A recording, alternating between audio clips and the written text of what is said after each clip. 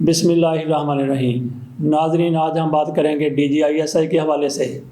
DGISI lieutenant general फैज़ हमीद को core commander Peshawar लगा दिया गया है। उनकी जगह नए DGISI होंगे lieutenant general Nadeem Anjum. Lieutenant general Nadeem Anjum Quetta staff college के कमांडेंट थे, वो अब DGISI होंगे। इस हवाले से कुछ मीडिया चैनल्स की तरफ से, कुछ यूट्यूबर्स की तरफ से ये कहा जा रहा है कि लेफ्टिनेंट जनरल नदीम अंजम को ख़ास मिशन पर लाया गया है।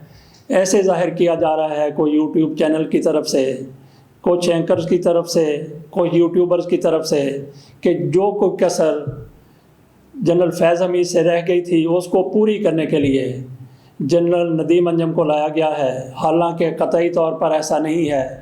कुछ अरसा से ये कहा जा रहा था कि 2 साल के बाद जनरल कमर जावेद बाजवा रिटायर हो रहे हैं, उनकी जगह पर किसको लाया जाए। तो जनरल फैज़ हमीद का नाम लिया जा रहा था कि जनरल फैज़ हमीद को जनरल बाजवा की जगह लाया जाएगा आर्मी चीफ़ के तौर पर।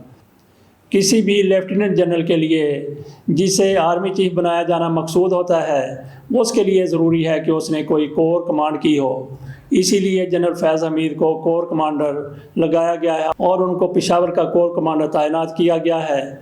आगे चल के देखते हैं कि क्या होता है, कुदरत क्या कुछ करती है। लेकिन नज़र यही आता है कि लेफ्टिनेंट जनरल फैज़ हमीद को कोर कमांड करने के लिए वहाँ भेजा गया है और उसके बाद उनके लिए आर्मी चीफ़ बनने के रास्ते बिल्कुल हमवार हो जाएंगे।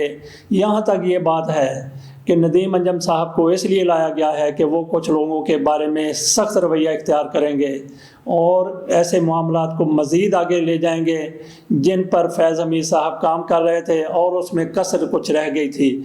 ऐसा कतई तौर पर नहीं होता।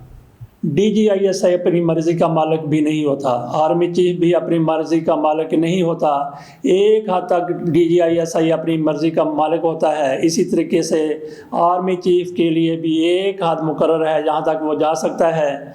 ये नहीं है कि वो उनको बिल्कुल आज़ादी मिल जाती है, वो जो कुछ करना चाहें वो करते फिरें।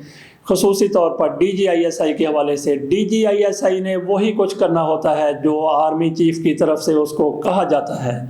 आर्मी चीफ़ की तरफ से जो भी उसको मिशन दिया जाता है, जो भी उसको प्लानिंग दी जाती है, वो उसको बेहतरीन तरीके से अंजाम दे ले तो यही उसकी कारकर्दगी होती है।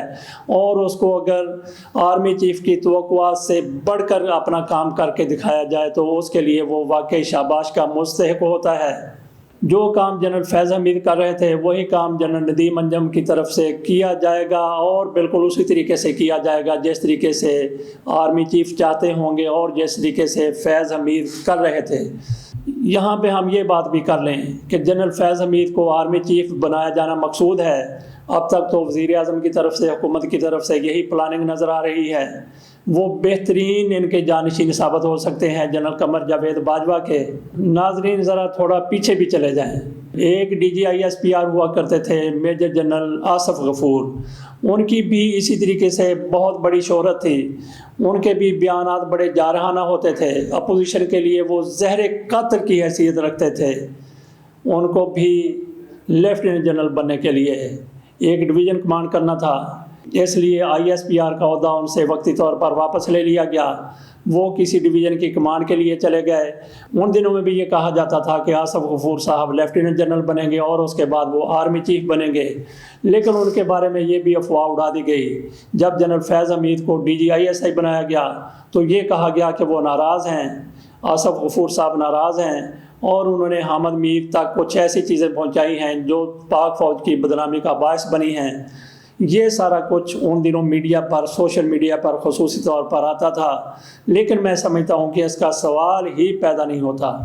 फ़ौज के अंदर ऐसी कोई भी बात हो जाए तो ऐसी बात करने वाले को फ़ौज किसी तौर भी माफ़ नहीं करती।